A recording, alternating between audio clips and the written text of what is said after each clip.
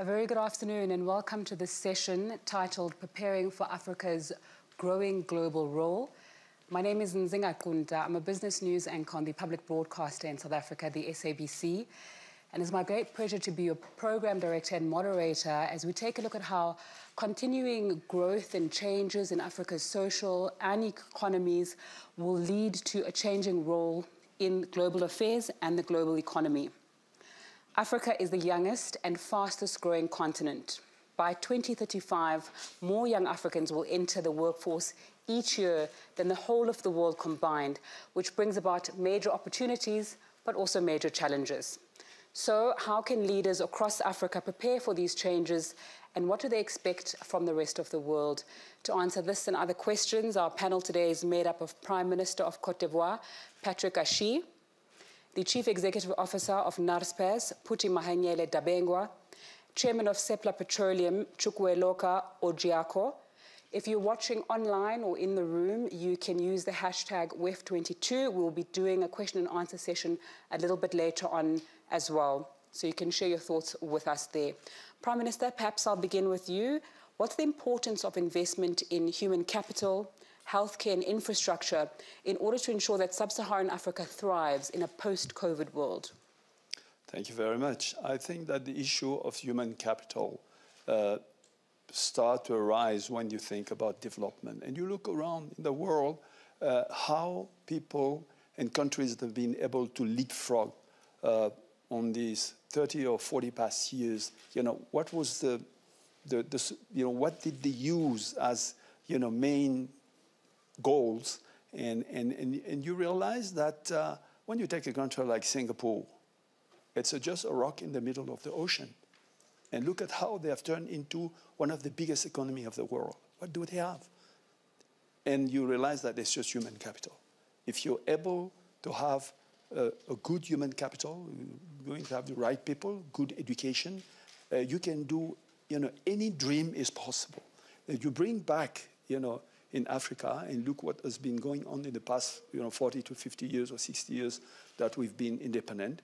The major issue is human capital, Wherever you've been able to educate your people to have the right leadership, meaning with the right people, then you've been able to achieve great things. So today, when we've worked on what we call our 2030 vision, we went all over the world to see, why do we stand here right now after 50 years and we're not further down the line on the development issue, and realize that, human capital was the biggest challenge that we're facing. And you said it, you put it right. It's a huge opportunity, but it could be also a huge threat if this youth is not educated and if you cannot insert them in a professional life. Then it becomes a threat. Actually, in our situation where the northern part of the country is, we have terrorism going on over there. These kids, if they can't find a job and they get desperate, can just throw themselves in the hands of the terrorists. Or some of them can just throw themselves in the ocean and try to immigrate somewhere. So your biggest asset, which is the one that you're going to use to develop, if you're not able to train them properly and to give them the right job that will help them give the best of themselves, then there's no way you can achieve anything. So yes, we're putting a lot of money in education.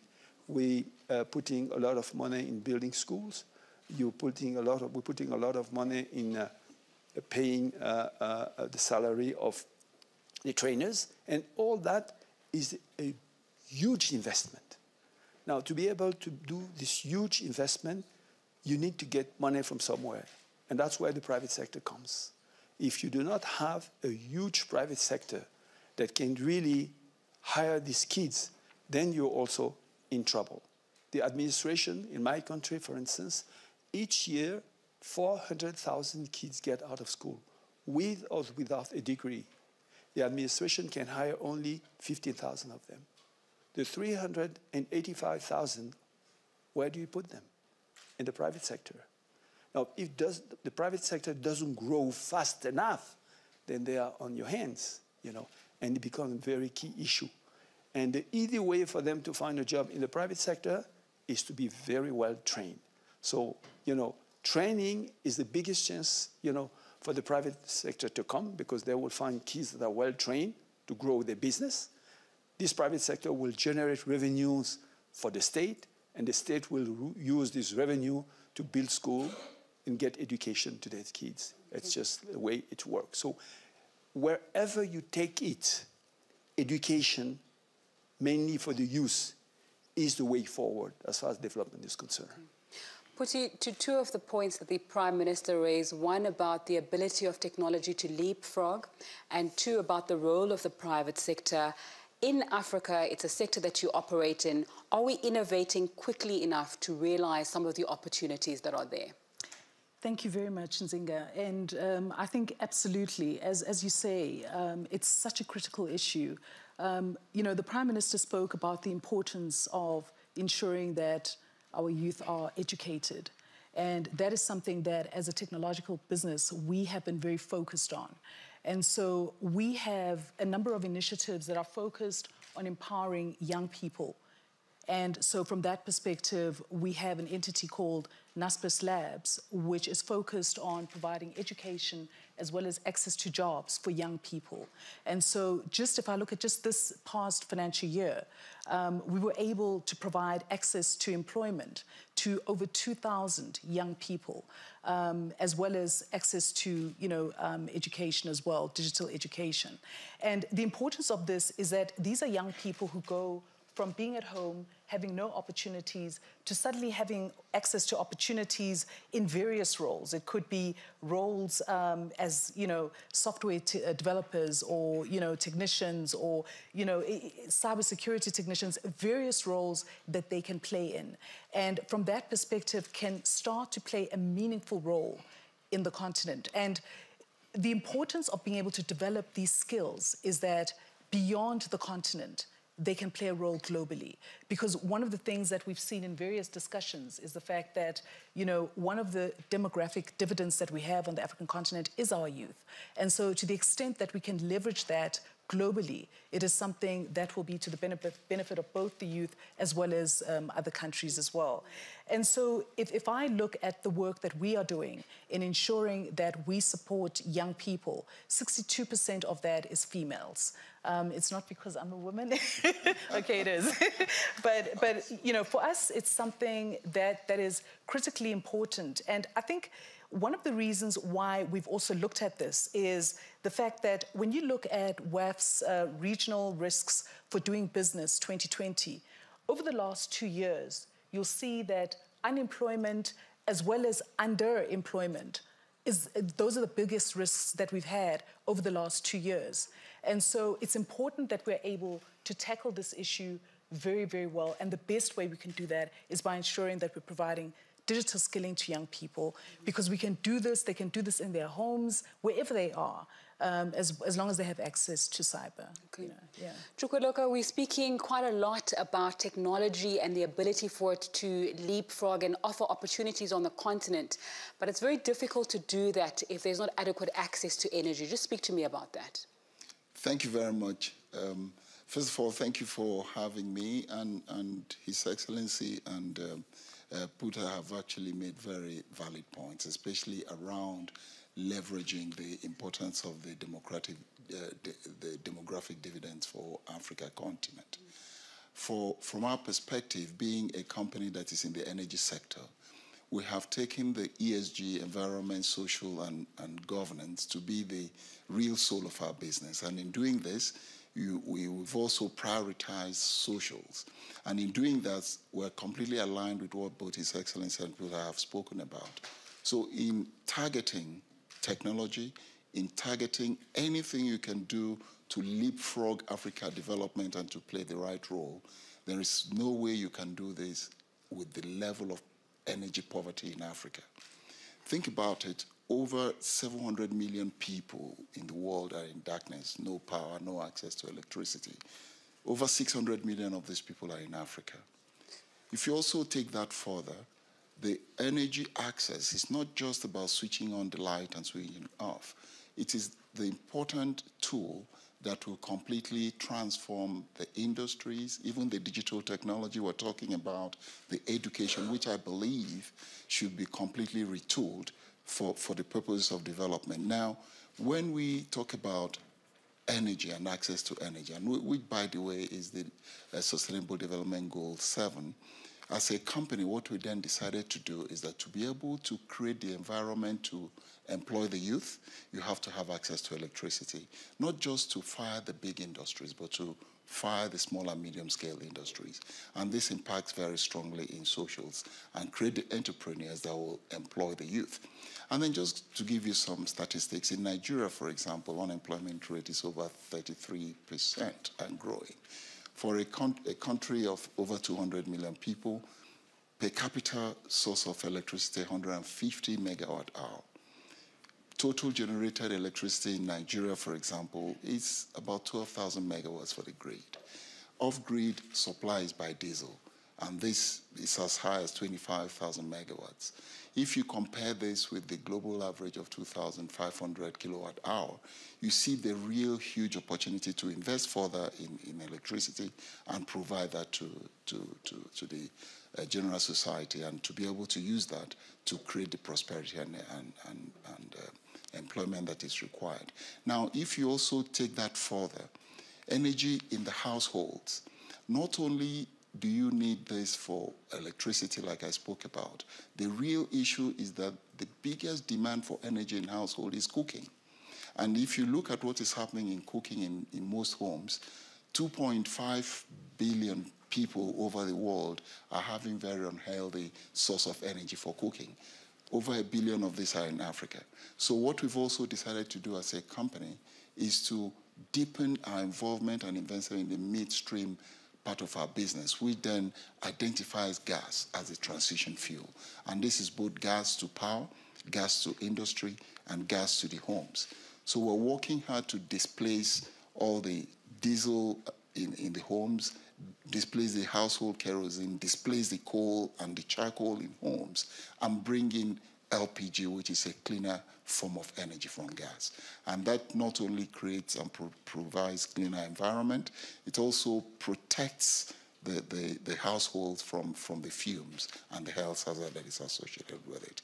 So anything you do, even technology, digital technology and everything cannot happen with the level of access to electricity, which is extremely poor in the African continent. Okay, Prime Minister, if we skip forward and we implement a lot of resolutions and we have a well-functioning, capacitated Africa, that would expand access to global markets, it would improve public service delivery, increase transparency and accountability, and also create some of the jobs that we've been speaking about. What would you say is the most important tool for moving us to where we are now to that Africa? As far as we are concerned, about a couple of years ago, our head of state, President Alassane Ouattara, asked us to think about what will be 10 years down, 2030, and to backtrack and try to see what happened to the country, how it's been developing on the past 50 years, and look around. Most of the countries that have been able to leapfrog, what really was the secret? What was the tools that they used to move so fast? And we went all over the world, and we went to Asia, mainly Southeast Asia, Vietnam, Malaysia, so on and so forth. And when we pay a close attention to some of these countries who potentially, talking about arable land, about human capital, about, were almost at the same level that we were 50 years ago, and that are way beyond us today, we realized that there were really two key major issues that we put in our vision as two paradigm shift. The first one is private sector. The administrations sometimes in our countries are so powerful, so heavy, that at the end of the day, people think that the administration has its own money. They finance road, they finance school, they finance health, they finance everything, and the private sector is aside. In fact, to tell the truth, the public sector has nothing to do with the private sector, because for the private sector, there's a market. If there's demand, then they have the business, they go to the bank, they get money, they do the business, they get a product, they sell the product, export, or just sell in the national market. It doesn't work like that. You realize that there's no way you can get developed if the state doesn't play a leading role. They are the ones who know what are the key sectors that's going to drive growth sustainably in the long term. Now, it's not just making an enabling environment that makes someone, sitting down somewhere in downtown Los Angeles come all the way to Abidjan. There's more than that. And you realize that these countries have made the development of the private sector as important as the development of infrastructure, of school, education, and health. Once you have identified this key strategic sector that is going to help your country grow, then you see how you attract investors locally and internationally. And you work hand to hand with them from the beginning. Do they have the right technology? Do they have the right human capacity? Can they really produce at a very competitive price? How can we do? Sometimes you have specific policy for specific sector. For instance, talking about the textile, talking about some other industry, the state is playing a role. Even going as far as finding a market outside for them, the state is playing a sector.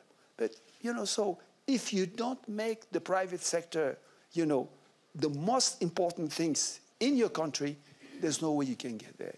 Just saying the private sector is the engine of growth, and then you stop there, forget about it. Just saying that I've put an enabling infrastructure or an enabling environment is not enough. Those who have succeeded, really, sometimes you don't know where the state stopped and the private sector starts. It's just, both interests. Because if you don't have a private sector growing very fast, how do you generate the revenue that will help you build school, develop health center, develop road? You're going to go through debt. But then how do you reimburse the debt? At the end of the day, whatever you do, the private sector is really the one that is going to generate revenue for you to be developed. Second, we're talking about employment. We're talking about, demographic divide. We, in 2030, are going to have 8 million kids ready out of school to get a job. Where am I going to put them? This is my question. If you don't put them somewhere where they feel that they have a decent life, they become a threat to you. Most of the crises that you see in Africa and all over the world, the core cause come from the fact that kids are desperate. They don't know what to do. They don't know where to go. They don't have a decent life. Anyone who comes and tells any crazy story to them, they follow them. So you are talking about the kids, the education. Employment is the biggest challenge that the continent will face in the next decades coming. And one of the biggest solutions is help your private sector grow by all means. Second things, governance. The private sector will never grow in an environment where you have a good governance, an administration that is very efficient, that know what it should do, and that consider the private sector of, as one of the things which is most important, for them. And second, who is fighting against corruption. Corruption is a cancer for the private sector. So most of these countries that have succeeded have done these two things, made everything possible for the private sector to grow as fast as possible, and second, develop good governance, a very efficient administration, and administration that fight every single day against corruption. Now, just to do you just two examples. Now we're in Côte d'Ivoire, the first world producer of cocoa, 2 million tons, the first world producer of cashew nut, the fourth world producer of rubber, the second largest producer of cotton. Each of these raw material, we don't transform locally. Cotton, 95% is export. Cashew nut, Vietnam is buying 75% of the cashew nut raw, and India 15%. We just 10% left to be transformed, so on and so forth. Now, you realize that you get money when you increase the added value, when you can integrate yourself in the world value chain. I take, for instance, the cocoa. Today, the whole value chain of the cocoa going from the farm gate all the way to the consumer is $138 billion. I don't get me, who is the first world producer of the raw material, $8 billion. $130 billion is just outside of my country. If I can just increase by 20% the added value, I can increase in the next coming year my own GDP by 75%. It changed the whole game. Sure. If I take cotton, 95% of the cotton is exported, and I import fabrics. And I can go on force and force, you know, like, so the issue is create private sector, increase added value that will help you create job in an environment where you have a good governance. Right. So when we're speaking about threats, let's come back to energy. We also know that climate change poses a threat to many countries in the region. What coping mechanisms does the continent need to begin to implement? And when it comes to energy, what are the challenges? And I'm going to ask you to make this quite a brief answer so we can have a question and answer session with the audience as well. Thank you very much. First of all, climate action has dominated the discussion all over the world, and rightly so. And frankly, one of the things that comes to mind is how does this impact Africa? Obviously, Africa is very negatively impacted. You're beginning to have serious flooding, you're beginning to have even overwarming and the rest of them. You're having drought and desert encroachment and the rest of them. But one very important point, and I'll relate this to energy, is the fact that indeed Africa contributes only about 3% of the global carbon dioxide and greenhouse emissions. Therefore, when you talk about energy supply, and we hear things like gas and fossil fuels should not be developed and invested in, that indeed becomes even more inimical to Africa. So from our perspective, we're looking at how do you take out these emissions from the climate. Therefore, we're looking at technology. In the energy industry, if you look at the upstream today, there are available technology and innovation that will do carbon capture and sequestration to take away the carbon that is emitted. In our company, for example, we've taken a view to take away all of the flaring of gas and the rest of them in our business. So in Nigeria, for example, the government put a policy to take out flaring by 2030. We took a deliberate decision to make it 2020.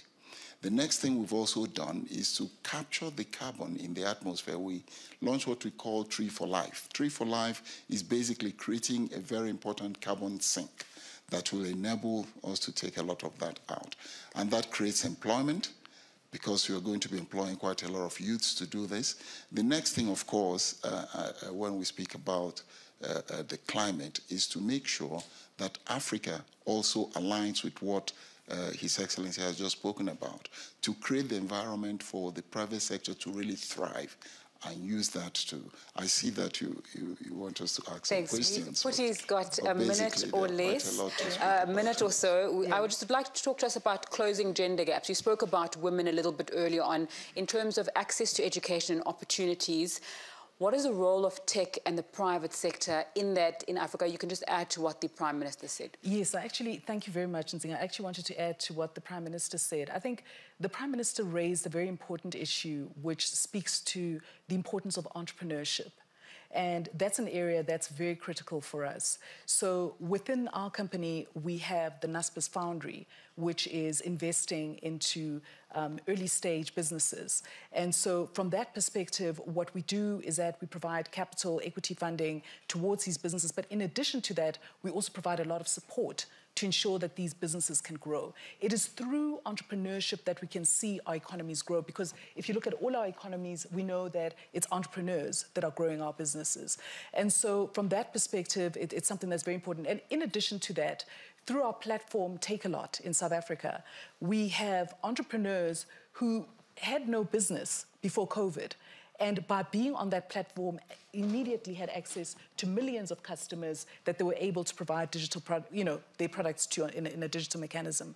And so from that perspective, it just shows the importance of the role of being able to reach out to entrepreneurs and support them if we are talking about growth on the African continent. And then obviously from a woman perspective, I think, women are drivers of businesses. They are drivers of our economies. And so the extent to which we can ensure that we're providing access to capital to them, as well as access to information that they require in growing their business is so important if we are looking at growing our economies on the continent. Thank you, and thank you for the succinct answer. I'd now like to go to the floor and take questions. Please lift up your hand. I think a mic is going to come towards you.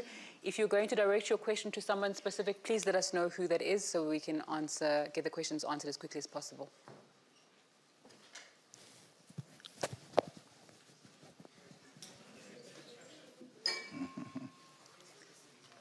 All right, you can give the gentleman in the front there. If we can get a second mic, if it's possible, so that we can move it along quite quickly. Yes, please. Thank you. My name is Adam, and I'm from Cotonou, Benin. I'm a global shipper. I would like to raise awareness on the fact that food is now becoming the #1 priority when it comes to geopolitics. And I'm amazed that Africa comes together, and we are talking, but I'm not hearing anything about intra-Africa trade. And we have 60% of the arable land on the earth. If we could trade among ourselves, we could be sustainable, and then we could actually get solution for the rest of the world. I would like to know what you guys think about that. Thank you. Thank you. If I can have one person answering that question. Can go. Thank you so very much. I think, Adam, that is a very valid question. Intra-Africa trade, and that's why I was happy when His Excellency spoke about the governments and leadership. Intra-Africa trade is very appalling, less than 12% within Africa. And if you look at the Africa continent as well, agriculture is the mainstay of that economy. And what is really going on is that quite a lot of the food gets perished. It's not adequately processed, the lack of industries and the rest of them. So encouraging intra-Africa trade is critical. And I think the Africa Union launched what they call the Intra-Africa Trade-Free Zone. But we need to see this leapfrogged into making sure that there is really improvement in that intra-Africa trade. Now, talking about food, from our perspective, it is very clear the Africa population is growing. It's expected to be about 2 billion by 2050. That means many more mouths need to be fed. And from our perspective, it then means that gas to power, gas to industry, gas to agriculture has become even more critical and urgent. That is why we keep talking about gas being the transition fuel for Africa that will help leapfrog the growth. Now, in Africa, I keep hearing fastest growing economy and the rest of them. But when you then take the finite size of African economy, you realize that at the level of growth we are today, Africa will not be able to catch up with the role that it needs to play in the global economy. So you'd like to see Africa grow in leaps and bounds, not even by 10% or 2%, but in real great multiples exponentially for us to be able to catch up. And food security is critical to this. Just before we take the second question, please may I ask that when you ask the question, you stand up so that we can also get you on camera. That was a request there. Puti? Yeah, I just wanted to add that we also have invested in agri-tech businesses.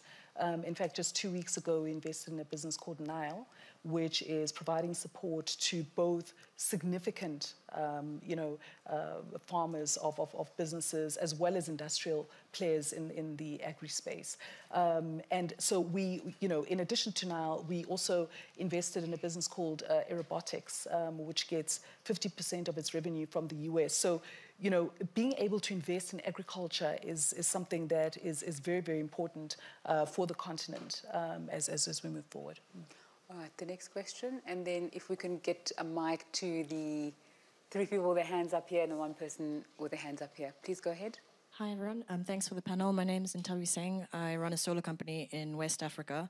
And I'm really glad you mentioned the 700 million. The International Energy Association projects that we need 100 million people electrified every year up until 2030 to leave no one behind. But with the stated energy policies that have actually been announced by most governments and companies, it's projected that 682 million people will still be without power in 2030. 85% of those will be in Africa. We've seen massive electrification programs in Asia, so going from 67% to 97% from 2000 to 2019. Why are we not seeing the same level of commitments and sort of mainstreaming of energy access? We know it's $35 billion a year needed. The numbers are out there. It's 2% of global energy investment. Why are we not, how do we even talk about private sector or, quality of life if still 80% of 682 million people will be in the dark? Thank you. I speak to this as well? Yes. Frankly, what is even more worrying is not just that there is no access to electricity, but it is the real activism to stop the investments in fossil fuels. I keep telling people that zero or net zero carbon is not the same as net zero fossil fuels. For Africa continent sitting on a lot of gas reserves, well over, in Nigeria, for example, over 200 trillion cubic feet of gas, it will be absolute madness not to develop that gas to give access to electricity. So I believe that this investment flow must happen. Even in Europe, if you have followed recently what has happened, Europe has then changed its policy and has added additional 1 decade for gas utilization for energy in Europe. They're beginning to use coal, they're beginning to use diesel. Why then should Africa not take the right advantage of using the gas that is in abundance, while, of course, making sure that we use cleaner energy and attracting investment? So my message there is the very huge investment capital that is available for energy, a lot of it should also go into gas used as transition fuel to close that gap. Just would like to check right next. Let's take a question from this side of the room, and then we'll go back to that side. The gentleman over here in the navy suit has his hand up, if we can get a mic to him. Thank you so much. My name is Kwame Bachwe. I am a global shipper as well. I have a question specifically directed at His Excellency. You spoke a lot about attracting investment to Africa. And we know that a lot of companies that want to do business in certain geographies are looking at 2 primary things. One is talent, and then the other one is ease of doing business. In this room alone, I see a lot of young global leaders and global shapers in this room that are really talented and are scattered across the diaspora, the African diaspora. The specific question I have is that in your government, for instance, and perhaps that could be an example for other African leaders, how are you engaging young talent in leadership, in fostering that intergenerational leadership that would inspire other young, talented Africans that are in the diaspora to come home and put their hands to the wheel in building the continent that we want to see? Thank you. Thank you very much. Just one word about the issue of food, and then I'll jump on this question, and because there's a link about it. You know, yes, you have arable land, but arable land is just not all of it. Modernization of the agriculture is really the biggest issue, because when you have an agriculture where you don't use water, irrigation, you don't use high yield seeds, you don't use mechanization, you don't need use new agricultural techniques, then your yield is so low and you don't have productivity. Whatever you grow is not competitive. You cannot even sell it outside, and even inside, imported good is even much cheaper. People are producing in a very archaic method very often. So it's a very key issue. Second is the private sector, I mean people growing foods, cannot invest in all these infrastructure. Irrigation is an investment, doing the research to have very high yield seeds or plants, mechanization, If people have to invest in all that, then there's also an issue of cost, So government has to be involved. In every single country where agriculture has grown really fast and people have been very performant, country and state have invested heavily in irrigation, in mechanization. Then the private sector take over. But if you're just crossing arms and waiting for people to be doing everything, your arable land will stay there. Just an example, Vietnam, they're producing 40 million tons of rice, 330,000 square kilometers. I can show you some countries in Africa, 1 million square kilometers arable land. They don't produce 2 million tons of rice. Now, Vietnam has invested in 7,000 irrigation systems, the government, for the private sector. So if you cross finger and think that things are going to happen like that, that's why I say you will never have a fast-growing private sector if the government doesn't take its role. Just building road, building school, building a high, health center is not enough. You have to tell yourself that all over the world, Wherever private sector has grown, the hands of the state were there. Now, people want to convince us that you shouldn't go to the private sector.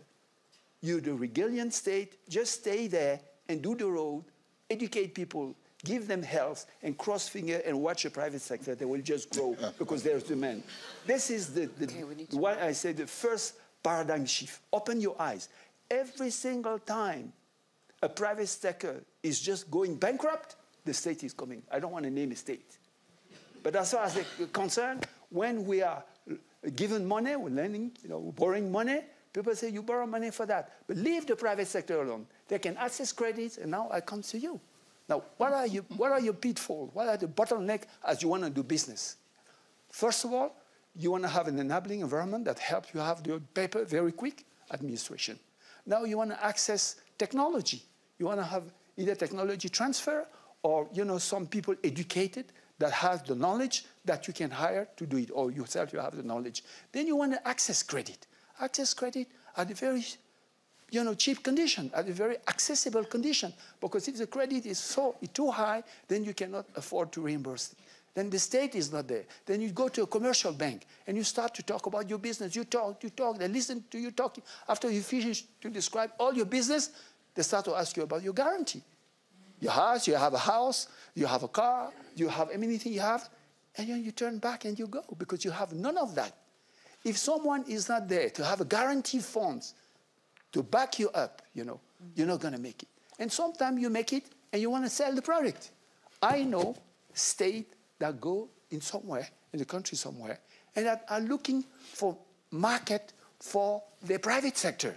When people are selling planes and all over the place, you think that the guy who is manufacturing the plane is the one who's going with his plane in each of these countries and selling 100 planes? No.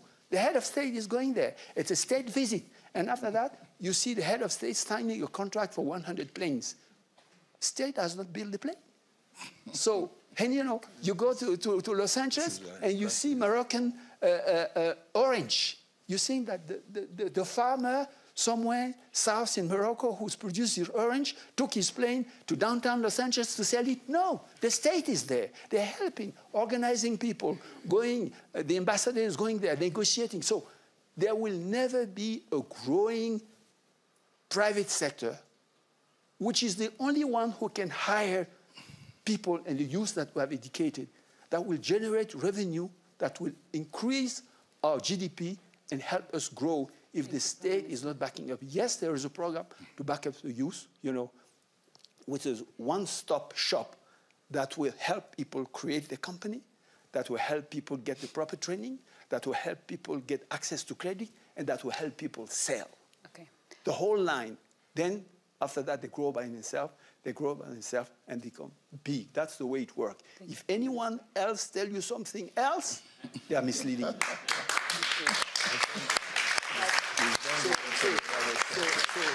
We need to do what they do, don't do what they say. We have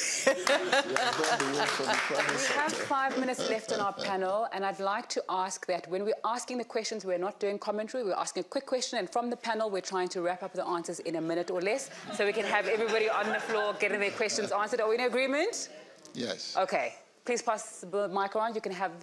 My name is Ndidi Okonkwo-Uneli. I'm an entrepreneur in the food and agriculture sector in Africa. So I have a number of initiatives, and I'm sure I'll like to have a commentary with the Prime Minister after this. But I have two questions. If I can just ask for one so that we can get as many people as possible. Thank you. So the first one is that there's a need for narrative change about Africa. And I've started a new initiative called Changing Narratives Africa. Yep. And I think we, as Africans, have to lead that narrative change, right? And so one of my questions, you've talked about all the countries doing all the great work. We have entrepreneurs who have products that are ready for the global market, right? Most people don't know that your cocoa, when they eat a chocolate bar, that it's from Côte d'Ivoire. I've been doing that, what can we do as governments to actually start playing that role of being ambassadors for Africa as opposed to naysayers about the realities on the ground? Thank you. If I can ask for a very brief response, as I can see at least 4 more hands and we have 4 more minutes left. I can answer? A minute? Yes. Yeah, I think that the state and the government has just to understand that he is the private sector. He is the one who's doing the marketing. If you want to do the marketing alone, it will be very difficult. If I just stay there and, thinking that the farmers who are producing the cocoa are the one that I should look over, and the one who's going to do transformation, who's going to sell it, elsewhere in the world with my name on that, they are going to do it alone, it will never work. So we have to get engaged. We have to get committed.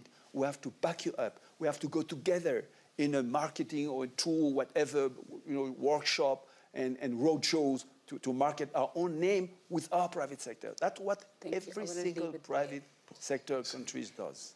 All right, thank you very much. Just a quick comment there. There is a very important point around policy change.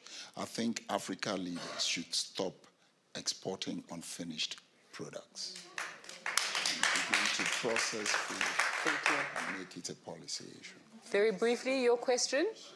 Hello, my name is Rashid Oblea from Ghana, working on the challenge of housing for the urban youth in Africa. Okay. We've had a lot of inputs on here, and what we have not heard is how we are going to house the nearly 300 million youth who will be coming on board by 2030. You made reference to entrepreneurship, and that's very valid. But what entrepreneurship needs is the fact that you will be able to take sort of chances. And if you do not have a place to live, an affordable place to live, this is quite difficult. Just a comment from you. What is the perspective, basically, from your side? Thank you. Try and be quick with it. Puti? Is it directed at Puti? Wow. I think it's a very valid question. I think the important thing is to really try to ensure that you're providing as much support as you can to the entrepreneurs that you're dealing with. And so from that perspective, that is why we are not just looking at just providing capital, but also ensuring that we are providing overall access to support to entrepreneurs. And so I think it is a broader issue. But what are you saying? For the Prime Minister? Yeah, oh, okay. I think that the very important issue, as we're talking, is that building houses is not what is difficult. It's building houses that are affordable to the majority, which means building houses that most of the people in the country can afford. And that goes to how, because you have to borrow the money to go and get it. At which condition can you borrow money? Here, you can get money, for instance, in Europe as well, 30 years, and 2 years grace period, 1-2%. Now, you get in Africa, we're talking about 6-7%, 15 years. Whatever is the cost of the house, it will not be affordable, but just to a few handful people, 10% of the population. So at the end of the day, you have first to access cheap money, grace period, long-term perspective, and, very low rate. And this is really the issue. We are not able so far to access them. As long as we will not be able to access that, you can have entrepreneurs, people can build all over the places. We have a lot of land to build. The need is everywhere, but we cannot access it. So what we're doing right now is that we're going all over the world to look for, financial resources that match with the need of the majority of people in order for them to get, houses. Right. So we've actually reached almost the end of our panel. I'm going to be taking a chance here and saying that I'm going to wrap up the panel, and if our panelists could stay behind a little bit later on and engage with people, that would be incredible, because I think there's a lot of answers and comments that still need to come from the audience, and my apologies for those of you who didn't get their questions in. Thank you so much for your time and your insights on our panel today. We can see that there's so many issues that need to be unpacked. And I think the one that comes up the most is that we are the solutions that we are looking for. We have them all in our continent. It's now about working together with the different sectors to ensure that the basics are in place in order to move our continent forward. Thank you so much for your insights as well into the importance of the private sector and collaboration. Our panel today made up of Prime Minister of Cote d'Ivoire, Patrick Ashi, Chukwueloka Orijako is the chairman of Seplat Petroleum, and the Chief Executive Officer of NASPAS, Puti Mahanyele Dabengwa. Thank you so much. You've been an incredible audience. Good afternoon.